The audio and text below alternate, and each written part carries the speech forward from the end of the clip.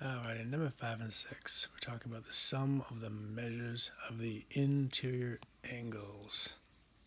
And we discovered in class that to find the sum of the interior angles of a polygon with n sides, we would do the number of sides minus 2 multiplied by 180. So this gives us the sum. And in this problem, the sum is 720.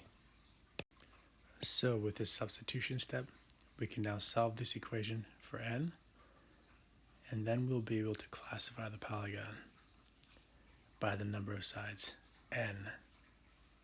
Alright, well, we could divide by 180. I think it'll be a little easier if we divide both sides by 180. Why? Because that's the opposite of multiplied by 180. And that'll be gone. So on the right side, we're left with just n minus 2, and on the left side, 720 divided by 180 is 4. So adding 2 to the right side and left side gives us that n is equal to 6, and so this shape is a sexagon, a hexagon. We'll do the same process for number 6.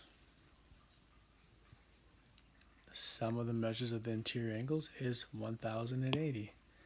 And that is a result of the formula n minus 2 multiplied by 180.